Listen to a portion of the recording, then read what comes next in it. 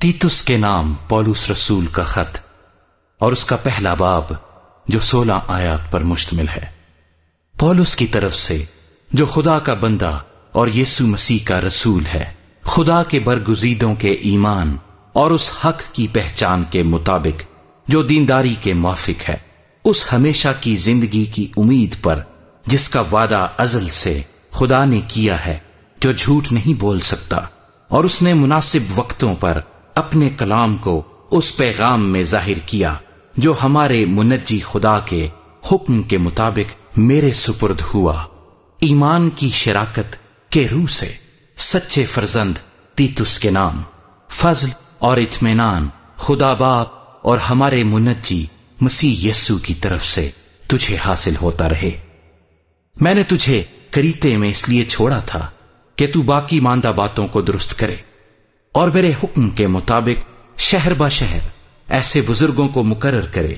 جو بے الزام اور ایک ایک بیوی کے شوہر ہوں، اور ان کے بچے ایماندار اور بد چلنی اور سرکشی کے الزام سے پاک ہوں، کیونکہ نگہبان کو خدا کا مختار ہونے کی وجہ سے بے الزام ہونا چاہیے، نہ خود رائے ہو، نہ غصہ ور، نہ نشے میں غل مچانے والا، نہ مار پیٹ کرنے والا، اور نہ ناجائز نفع کا لالچی، بلکہ مسافر پرور، خیر دوست، متقی، منصف مزاج، پاک اور ضبط کرنے والا ہو،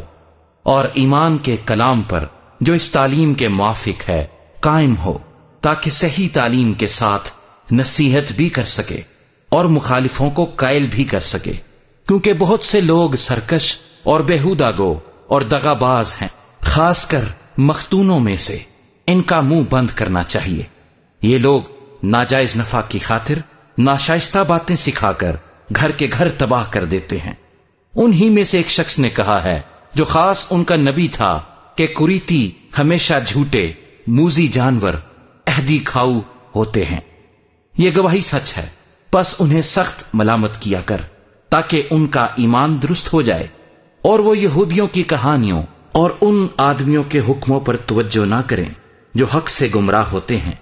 پاک لوگوں کے لیے سب چیزیں پاک ہیں، مگر گناہ آلودہ اور بے ایمان لوگوں کے لیے کچھ بھی پاک نہیں، بلکہ ان کی عقل اور دل دونوں گناہ آلودہ ہیں۔ وہ خدا کی پہچان کا دعویٰ تو کرتے ہیں، مگر اپنے کاموں سے اس کا انکار کرتے ہیں، کیونکہ وہ مکروہ اور نافرمان ہیں اور کسی نیک کام کے قابل نہیں۔